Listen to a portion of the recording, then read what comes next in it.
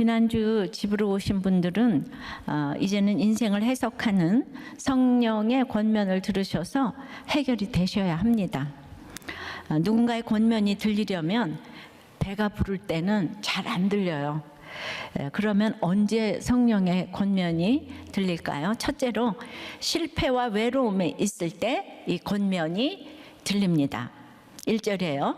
그 후에 바울이 아덴을 떠나라고 나오죠. 그 후에는 17장의 아덴 사역이 실패로 돌아간 후회를 말합니다. 지지난주 복습을 하면서 왜 아덴에서 실패했는지를 다시 한번 생각해 보겠어요. 아덴은 그 아테네잖아요. 정말 지성의 요람이었어요. 그들은 먹는 것도 해결되고 오직 새로운 것을 말하고 듣는 것에만 신경을 써도 시간을 써도 되는 소위 지성으로 똘똘 뭉친 곳이었죠. 소크라테스, 플라톤, 아리스토텔레스의 철학자들이 즐비한 곳. 나는 생각한다, 고로 존재한다. 이 명언의 도시는 지금 들어도 자부심이 펄펄 끓겠죠. 지금까지도 아테스형 하면서 소크라테스는 알아도 다 바울은 몰라요. 이 세상 사람들은. 그래서 바울의 말을 인용하지 않아요. 근데 왜 들었냐면 그냥 또 하나의 새로운 것이 궁금했을 뿐이에요.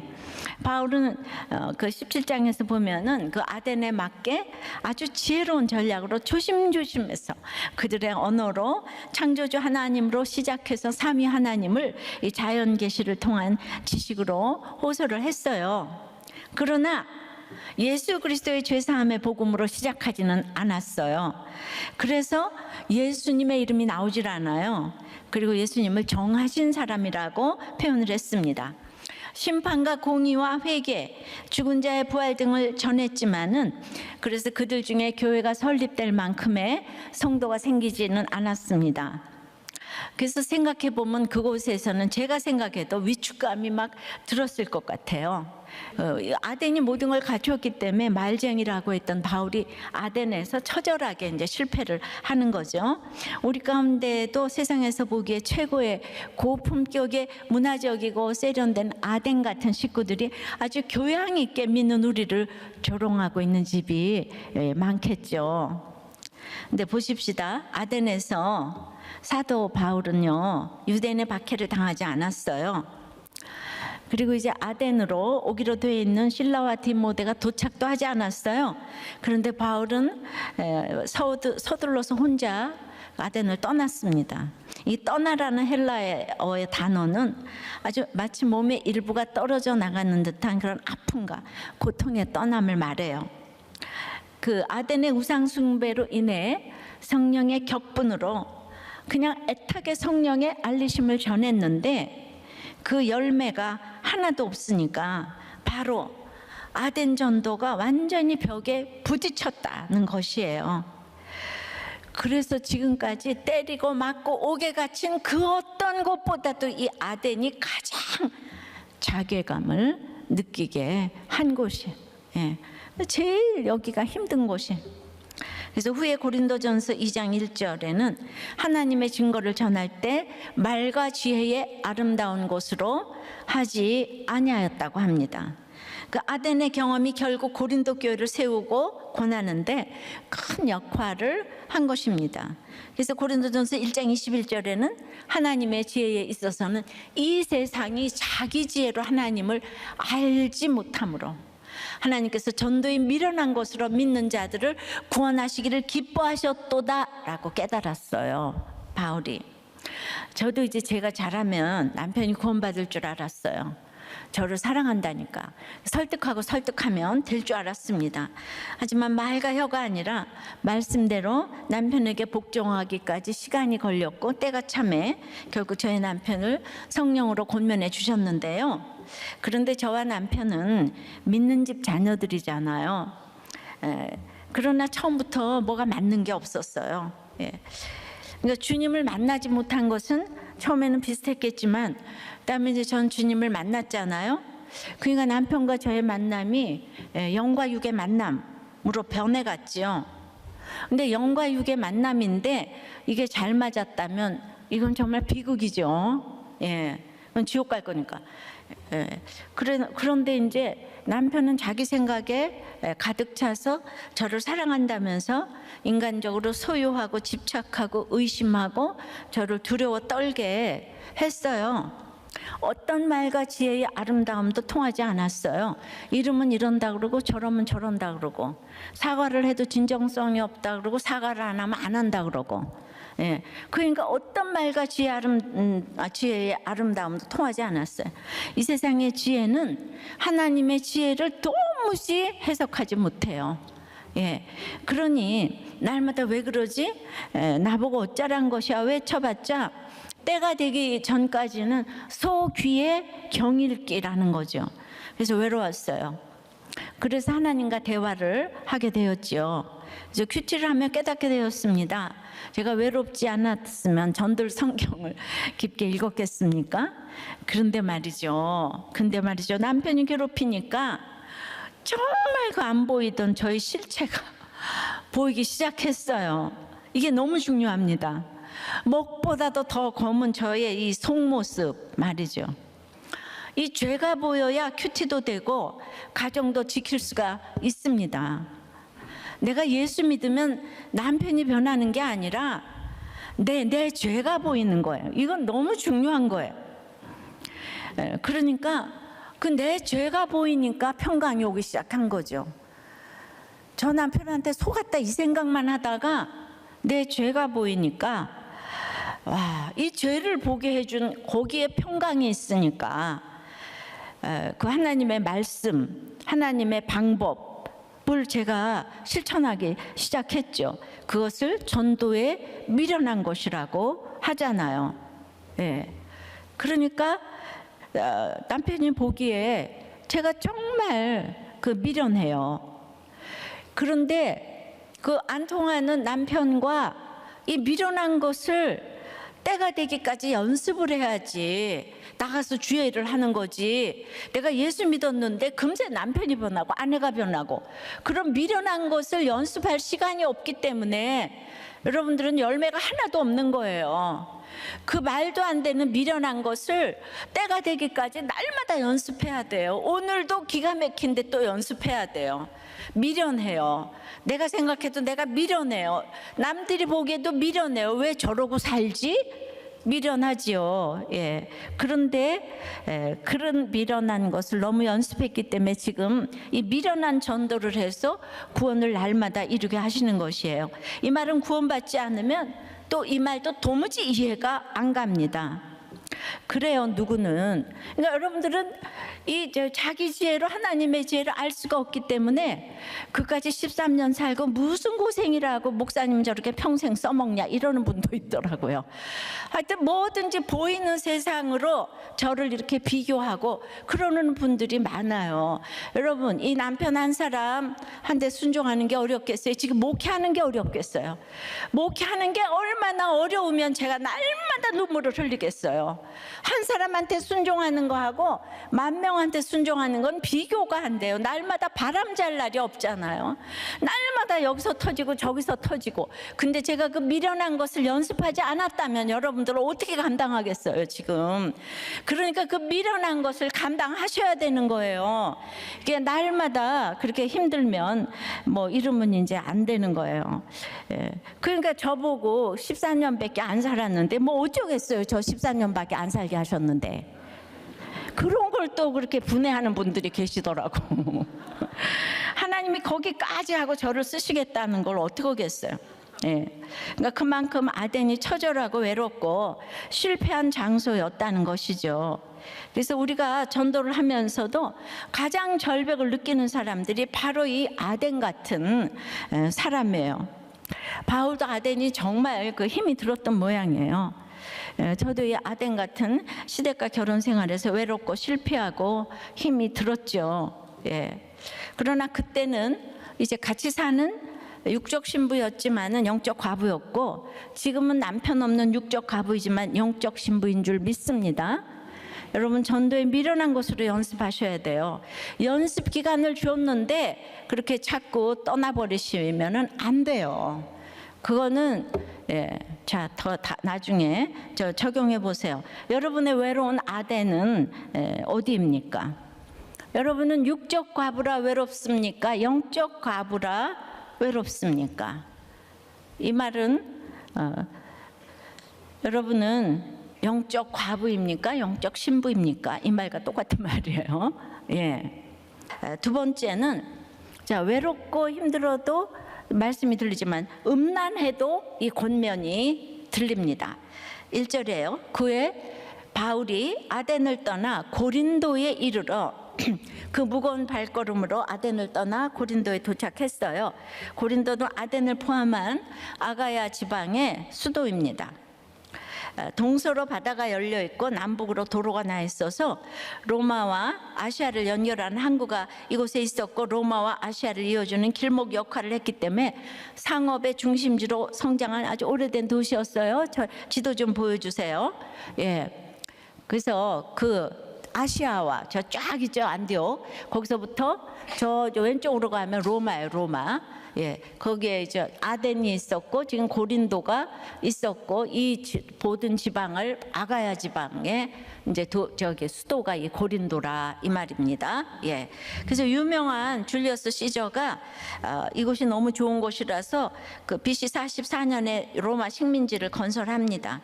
그리고 이제 초대 로마 황제인 아구스투스는 27년에 주전 27년에 로마를 아가야 지방의 수도로 승격시켰어요.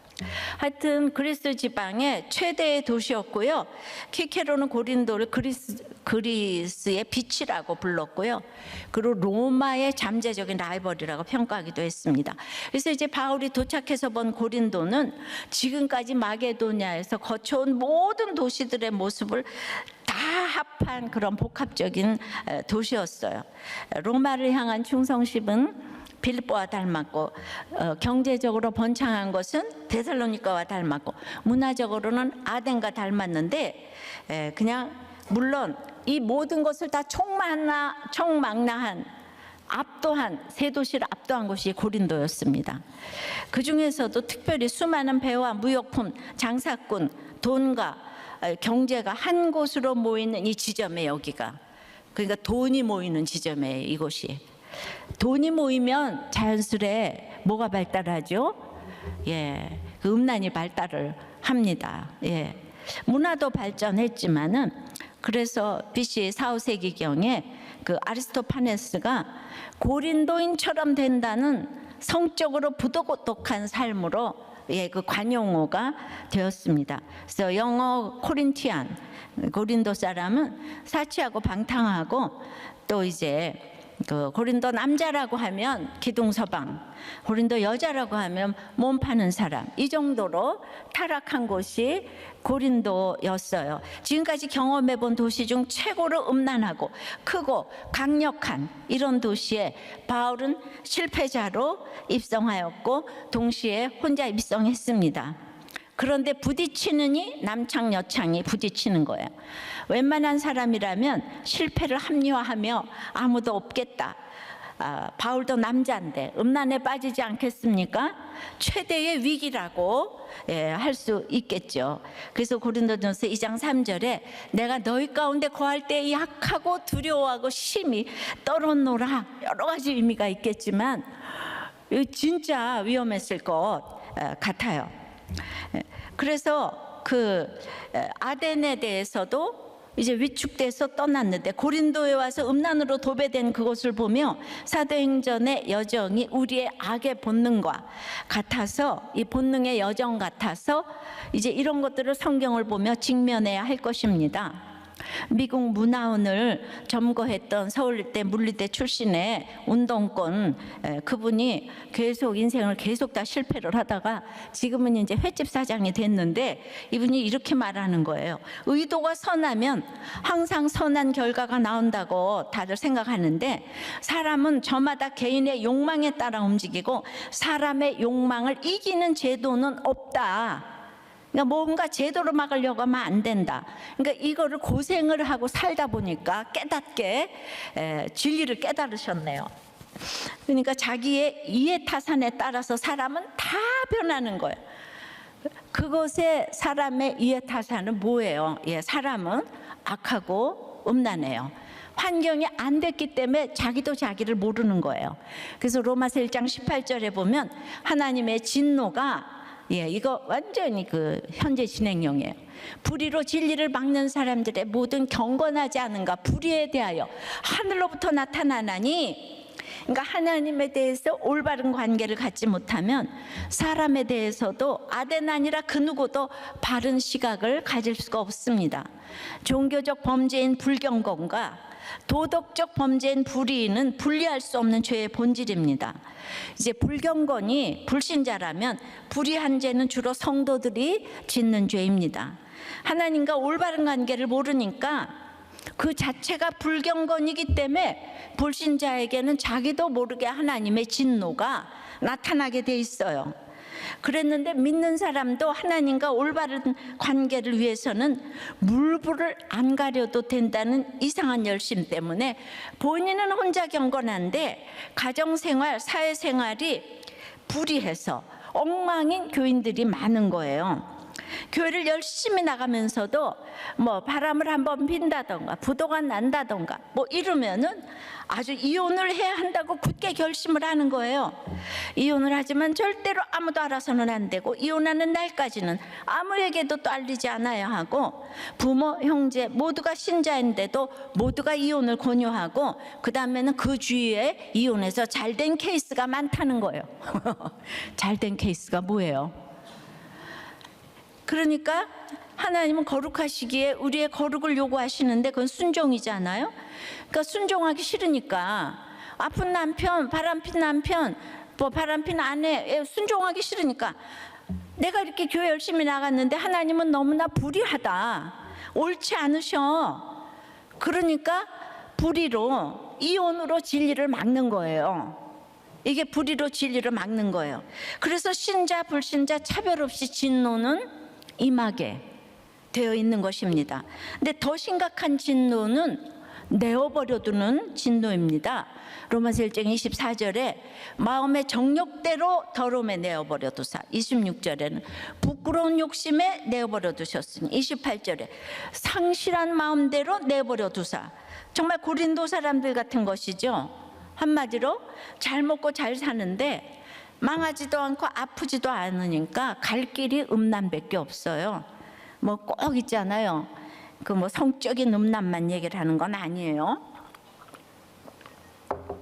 다 피할 길이 있죠. 뭐 술도 있고 여자도 있고 뭐, 예, 이런 사람을 하나님께서는 미워하는 자도 아니고 사랑하는 자도 아니고 잊혀진 자라고 하죠.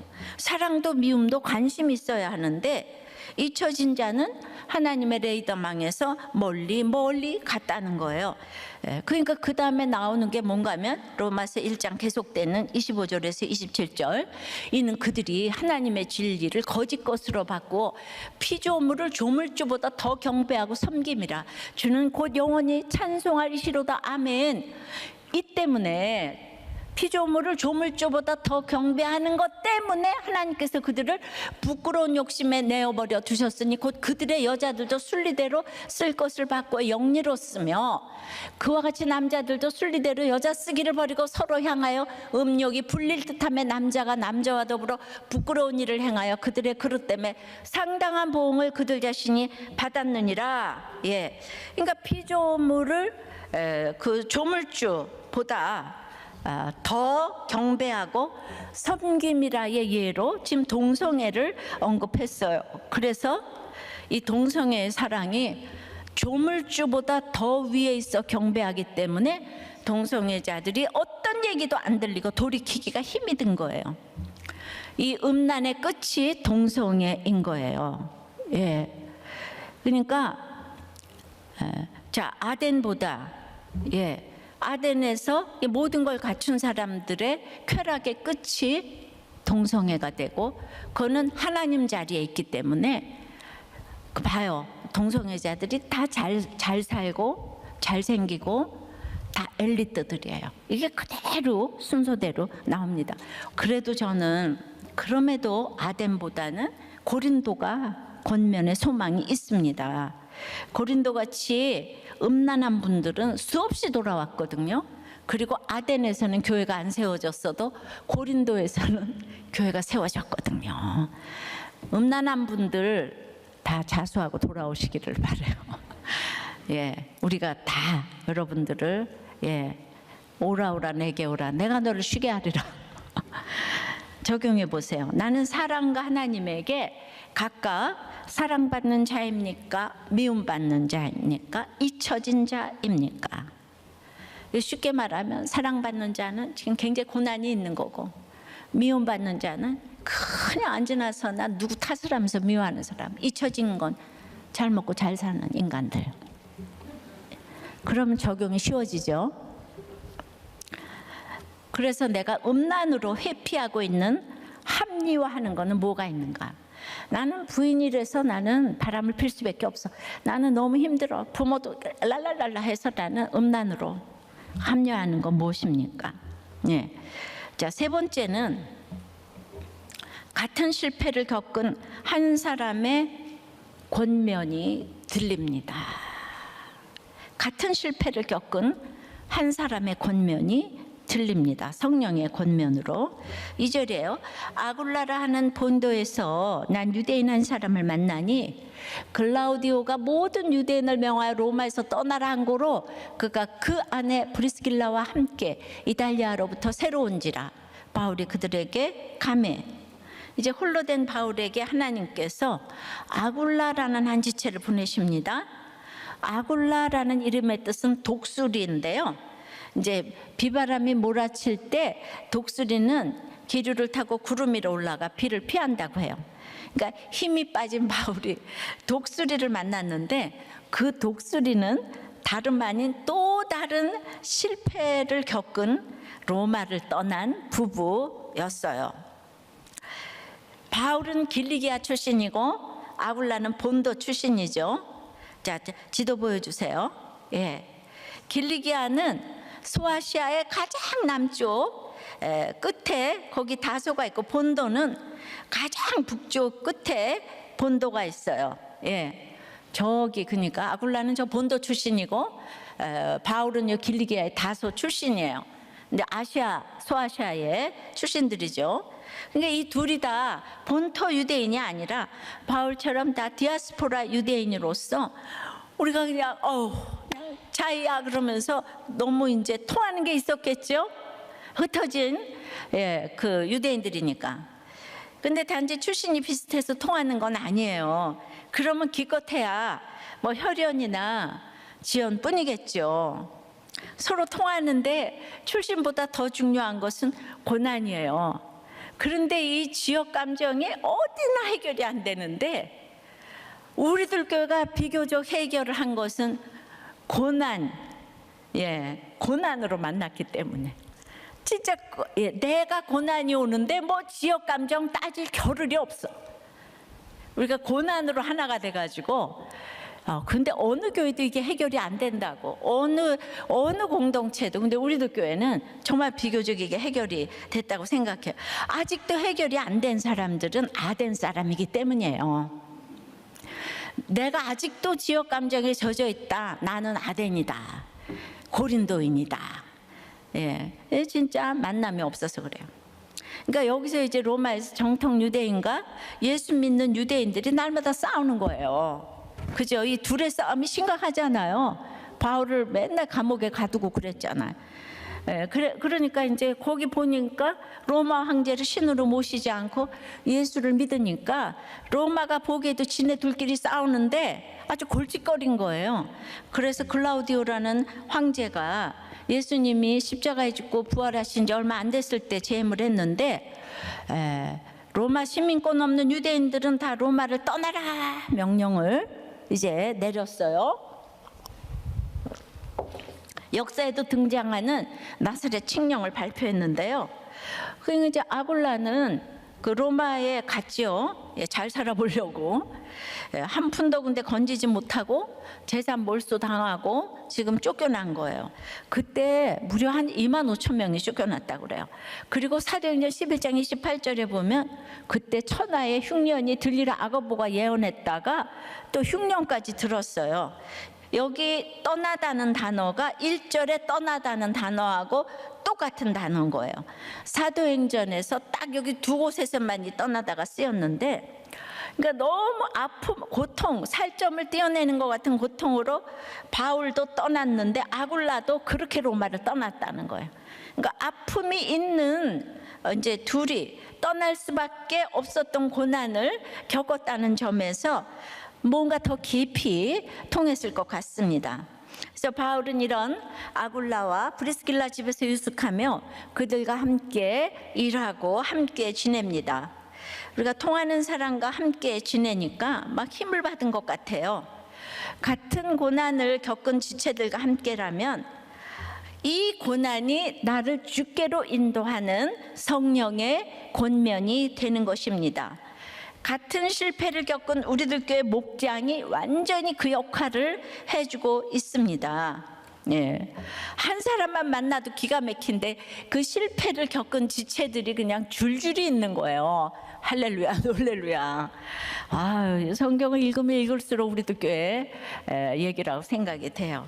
이때 바울이 아굴라를 만나고 멀리서만 들었던 그리스도 예수의 십자가와 부활, 그 얘기를 바울로부터 직접 성령의 권면으로 이제 들었어요. 그러니까 바울이 이 예수를 만나려고 그냥 내가 여기로 왔구나, 황제의 칙령까지 그냥 이용하셔서 흉년까지 또 천하의 흉년이 들어서 이 모든 것이 그 귀로만 듣던 예수의 소식을 직접 듣게 하려고.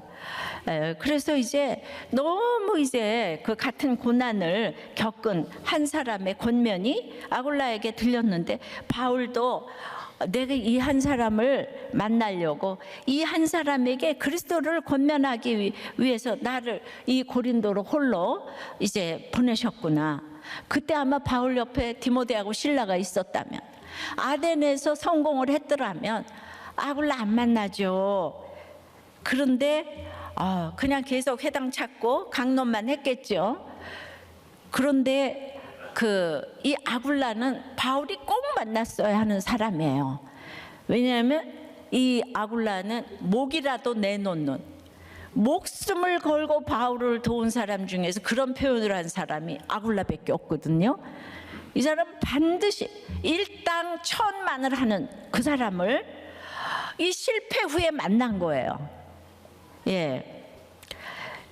어떻게 옆에 아무도 없고 자신 있었던 학문에서도 패했고, 그래서 내가 아굴라를 만났구나, 이렇게 생각하는 것들이 딱 맞는 거예요.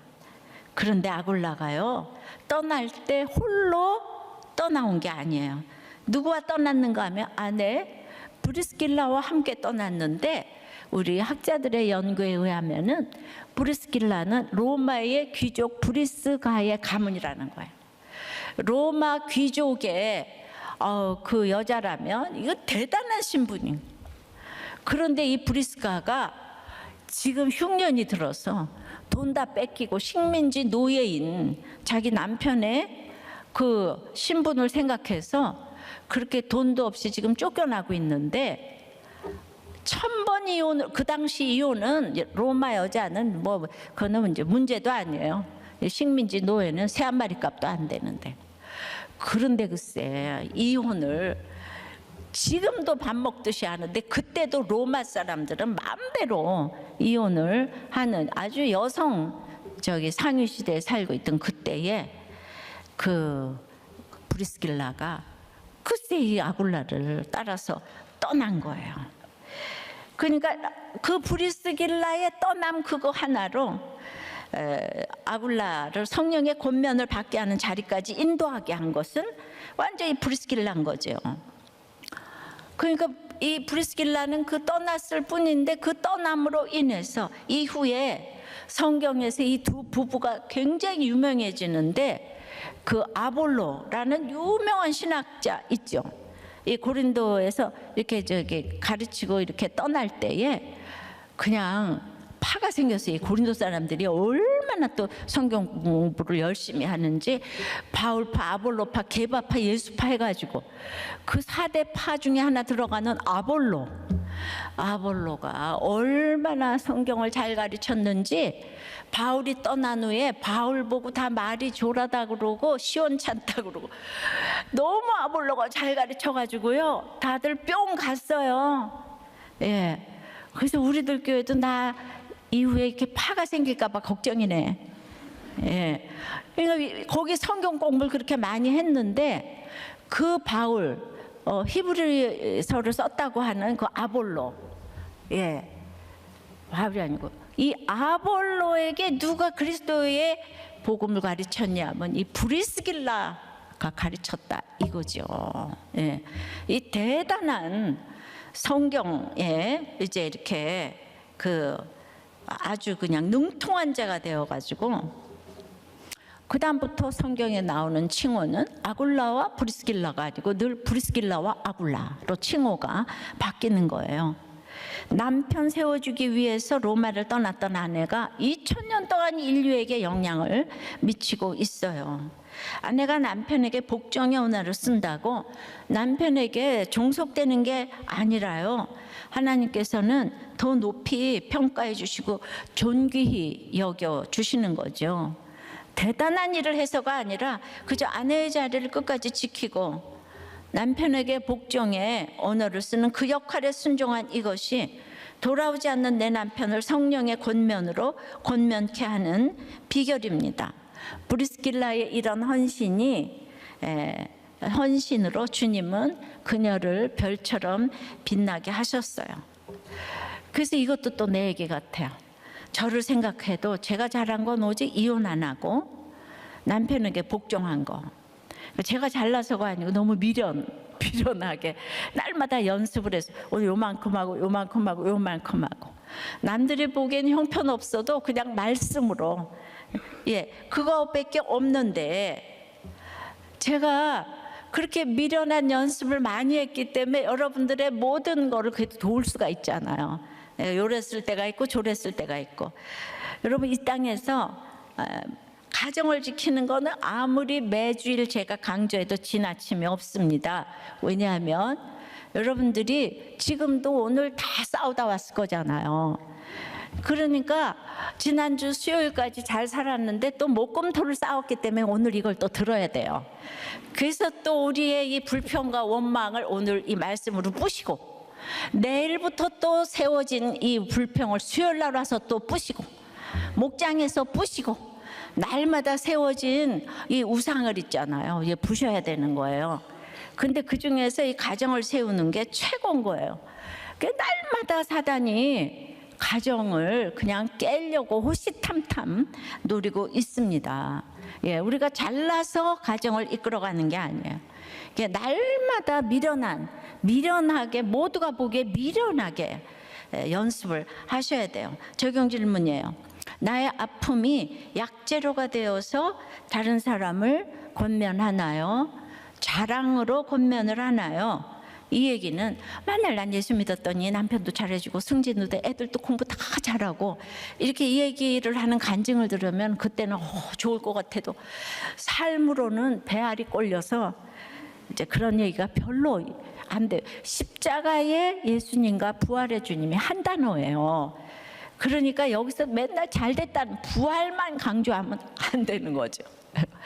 그러니까 그거는 흉년의 때에 떠남의 때에 남편과 아내의 역할에 순종하며 함께 하는 거, 이거는 그냥 이 복권 사는 것보다 더 귀한 거예요. 예. 복권이 당첨되면 다 이혼하고 떠나는 거 알죠? 그러니까 돈 말고 때에 순종을 우리가 특별히 흉년의 때, 떠남의 때, 우리도 교회 다 실직하고 이래도 다 안 떠나고 있으니까 결국은 또 다 돌아오잖아요.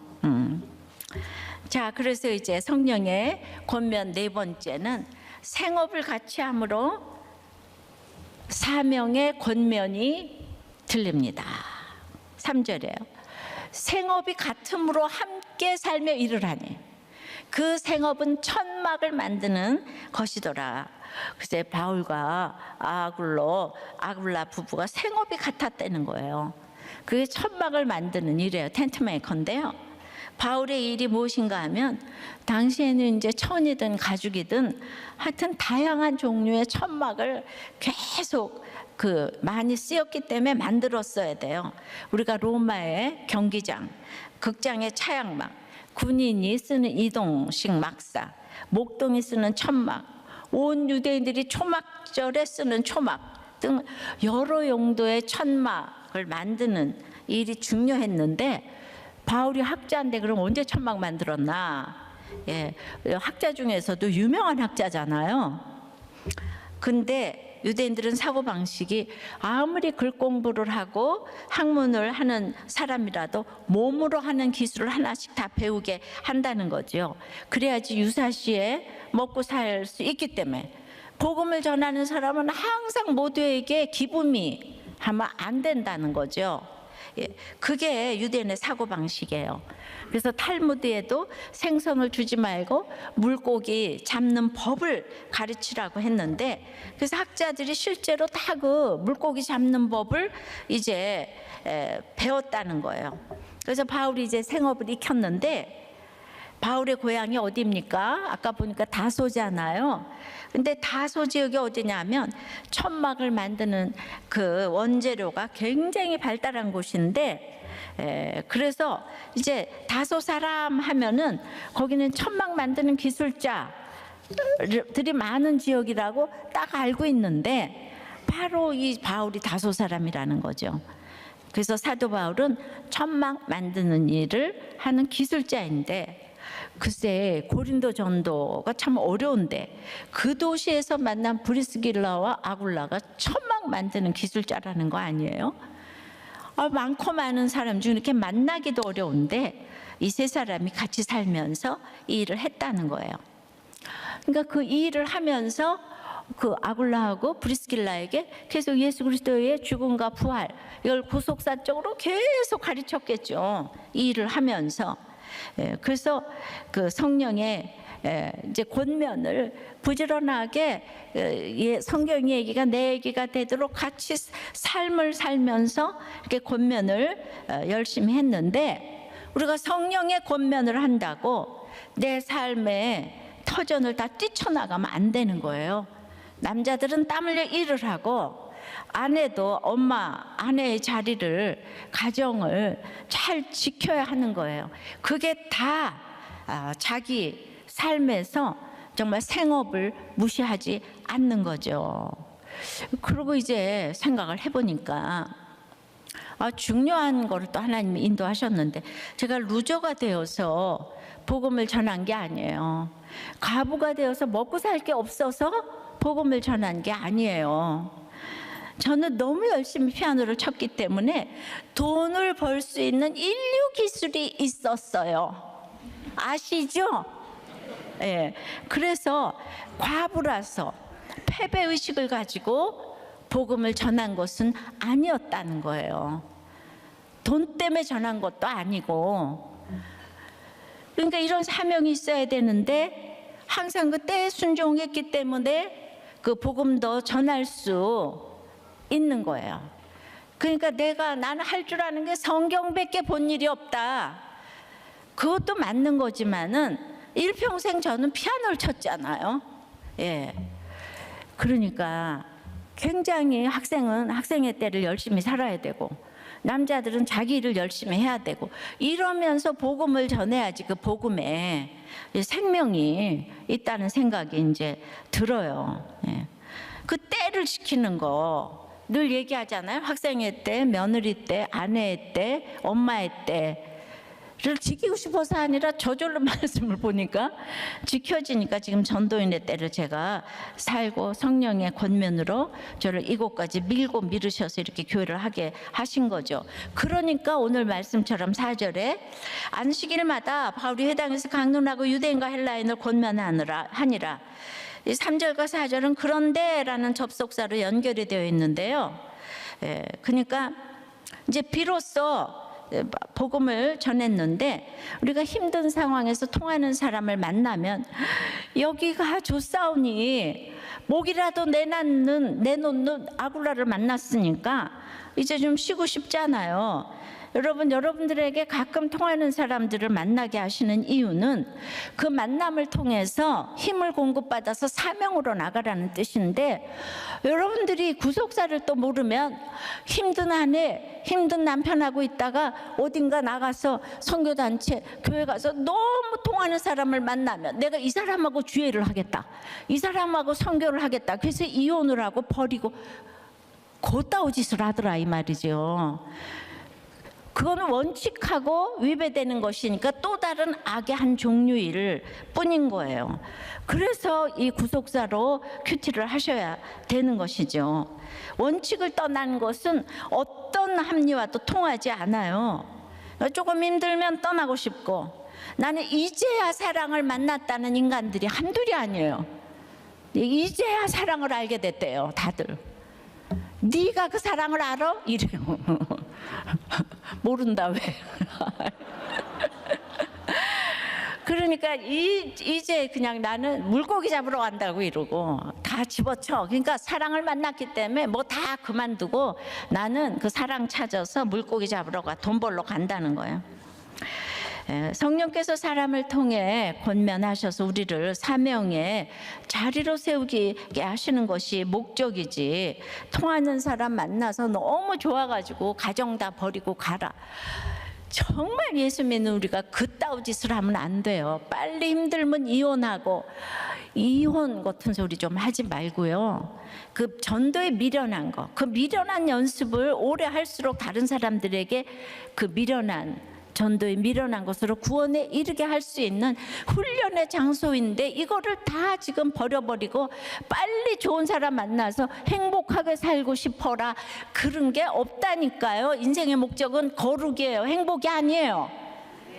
근데 이거를 맨날 이렇게 못 알아들어요. 그래서 이제 예수님의 구속사가 남의 얘기가 아니라 바로 내 이야기라고 고백하는 것이 성령의 강론인데, 그때야 비로소 안식일의 회당에서 수많은 사람에게 강론을 하게 하셨잖아요. 그러니까 내 삶에 미련한 이 모든 것들을 이렇게 총망라해가지고 그 고백하는 게 성령의 강론인데, 그걸 위해서 지금 내 자리를 잘 지켜야 하고, 이런 사람을 통해 하나님께서는 성령의 권면으로 많은 사람을 주께로 인도하는 거예요. 그러니까 내가 왜 그러고 살아? 아이고 미련해요. 미련하게 살아야 돼요. 그런데 내가 내 죄가 보이니까 할 말이 없더라고요. 아니, 입이 쑥 들어갔어요. 물론 순간순간 궁시렁거리지만은, 그래서 목장이 필요한 거예요. 목장에서 힘을 얻어가지고 집에 가서 잘하는 거예요. 그 미련하게 가서 또 섬겨야 되는 거예요. 그 욕 딥다 먹고 얻어 터진 다음에 또 목장에 가서 또 그 얘기를 다 하고 힘을 얻어서 또 집에 가서 얻어 터지고, 또 목장 가서 힘을 얻고. 우리에게 통하는 사람을 붙여주신 것은 그런데 집에서 너무 편하고 잘해주면 목장 같은 거 싫죠, 그죠? 그리고 조금 이따 흘러 떠내려갈 예정이에요. 왜 이렇게 살아야 되냐면, 우리는 다 같이 천국 가야 되기 때문이에요. 우리의 목적이 천국이기 때문이에요. 근데 우리 인생이 참 짧잖아요.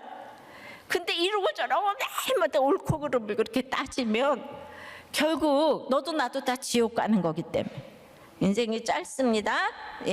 적용해봐요. 좋은 만남으로 내 자리를 잘 지키고, 내 역할 잘 지키고 사명을 감당하고 있습니까?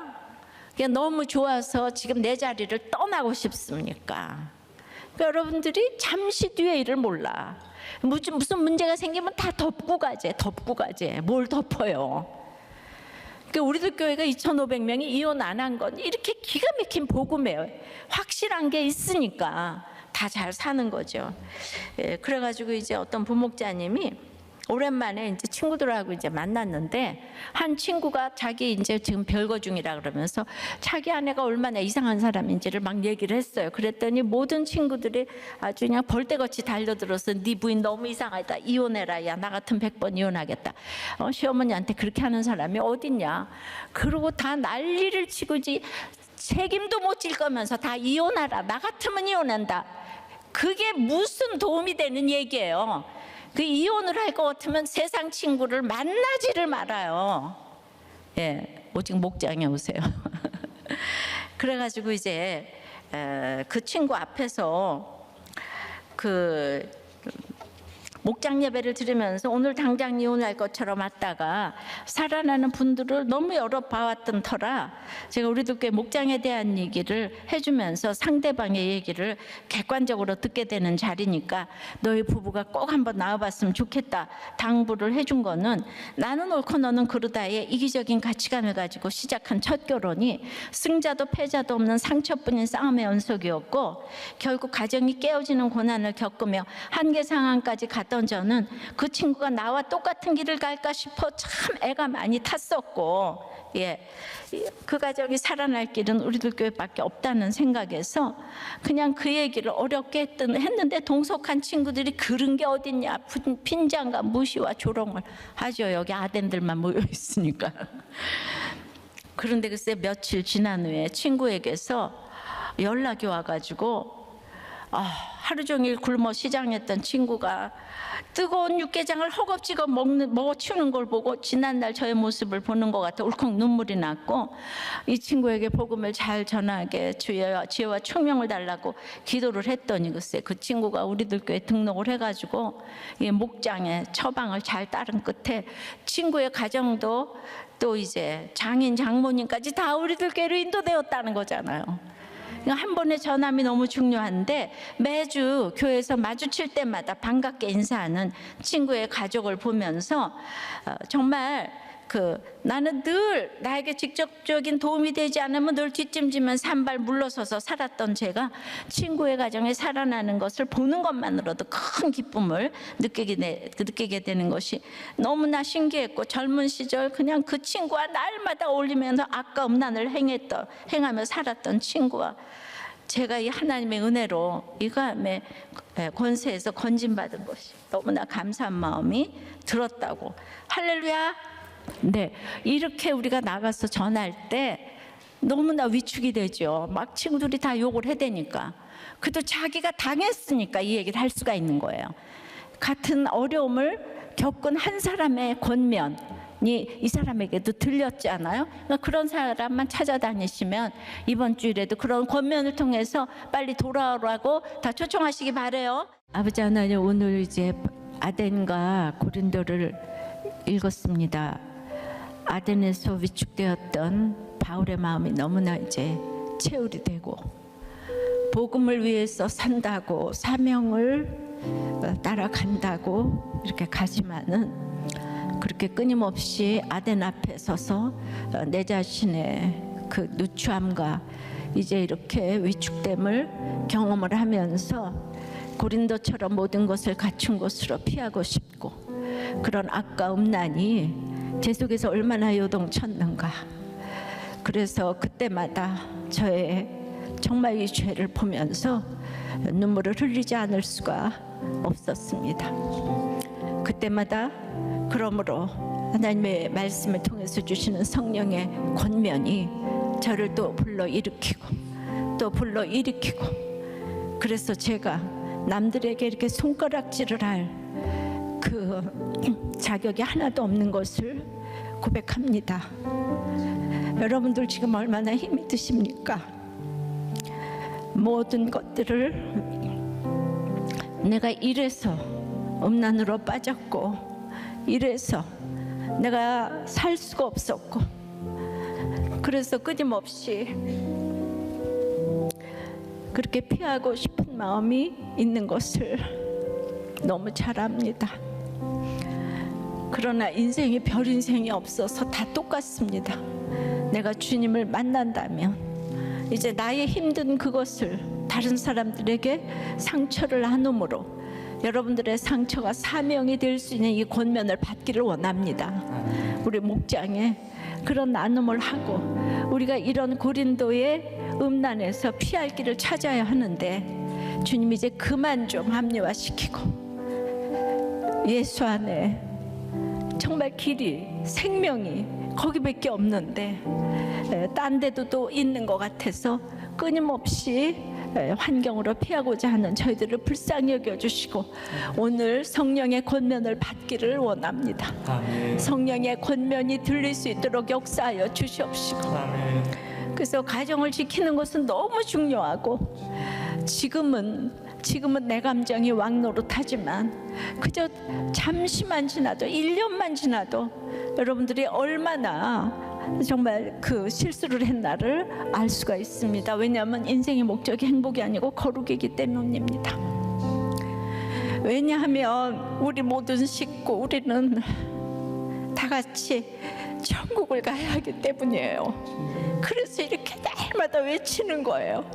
이 땅에서 잘 사는 거하고는 비교도 안 되는 그 영원 천국의 그 상은 어마어마하기 때문에, 그래서 내 자녀, 내 부모가 같이 천국 가야 하기 때문에 이 권면을 하고 받아들여야 하는 것입니다. 정말 오늘도 이혼을 생각하고 여러 가지 극단적인 생각을 했다면 이 성령의 권면을 잘 받아들이도록 주님 역사하여 주시옵소서. 우리가 인구 절벽으로 나라가 망해가는데 나라는 낙태법을 제정하고 또 이제 차별 평등법을 이제 제정한다고 합니다. 너무 똑똑한 수십 명의 나라를 위한다는 국회의원들이 이 법을 발의합니다. 우리 계란으로 바위치기입니다. 주님 정말 평등법 막아 주시옵소서. 막아 주시옵소서. 역사하여 주시옵소서. 대하생명법이 제정되게 도와주시옵소서.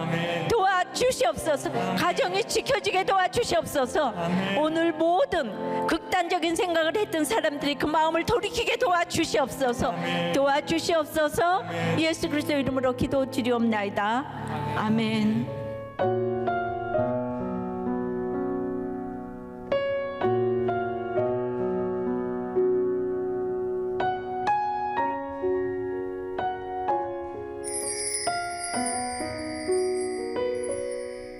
시도 때도 없이 화를 내시는 아버지와 아버지께 받은 스트레스를 쏟아내시는 어머니의 눈치를 보며 성장했습니다.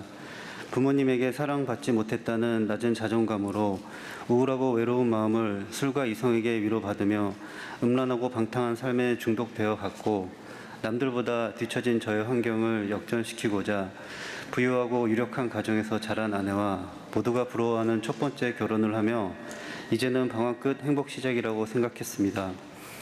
하지만 하나님께서는 제가 그 결혼으로 원하던 것은 단 한 가지도 얻지 못하게 하셨고, 저의 무관심과 무절제한 생활로 외로워하던 아내는 저와 이혼을 했습니다. 결혼의 실패와 외로움으로 자살을 생각하던 저는 날마다 술에 취해 괴로워하던 저를 안타깝게 지켜보시던 어머니의 권면으로 우리들 교회로 오게 되었습니다.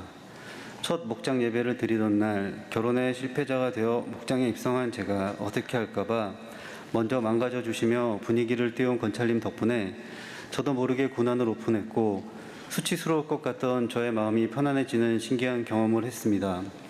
세상 어디에서도 드러낼 수 없는 죄와 수치와 아픔을 담담히 나눌 수 있다는 것이 참으로 놀라웠고, 진심으로 걱정해주고 위로해주며 눈물로 기도하시는 목자님과 목장 식구들을 보며 지독한 외로움으로 죽을 것 같던 저도 비로소 숨이 쉬어졌으며, 그날 이후 사모하는 마음으로 목장 예배에 빠지지 않고 참석하게 되었습니다. 신기한 것은 그렇게 좋아하는 술자리가 있어도 금요일 저녁만 되면 술 생각이 전혀 나지 않았고, 허탄한 세상 이야기보다 한 사람, 한 가정이 살아나는 이야기가 있는 목장이 기다려졌습니다. 그리고 그 공동체 자매와 재혼하여 두 딸을 낳는 기쁨도 주셨습니다. 몇 년 전 오랜만에 모인 친구들과의 식사 자리에서 한 친구가 자신이 별거 중이라며 그동안 아내와 있었던 일들을 이야기했습니다. 친구들은 아내의 행동을 탓하며 그 친구를 두둔했고, 시부모님 앞에서 아내가 무례하게 굴었다는 말에는 흥분하기도 했습니다. 저는 그동안 수많은 목장 예배를 드리며 오늘 당장 이혼할 것처럼 왔다가 살아나는 분들을 많이 봐왔던 터라 제가 경험한 부부 목장에 대한 이야기를 해주며 상대방의 입장을 객관적으로 듣게 됐는 자리이니 너희 부부가 꼭 나왔으면 좋겠다고 권면했습니다.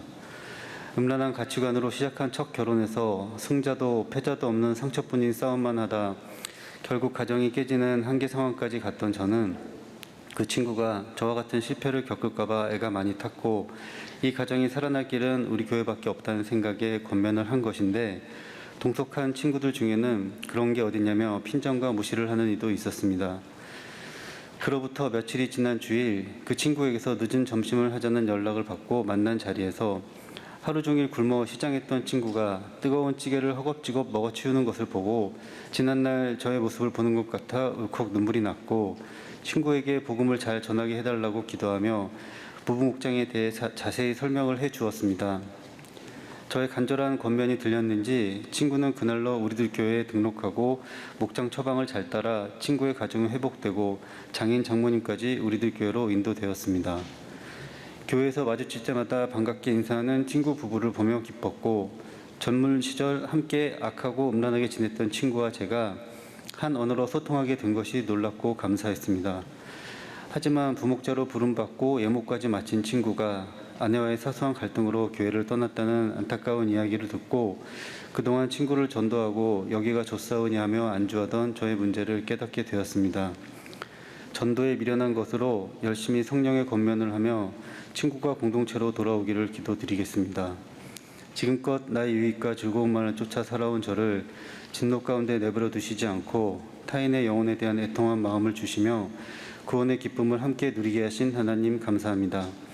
날마다 눈물로 기도해 주시며 구속사 말씀을 선포해 주시는 담임 목사님 감사합니다.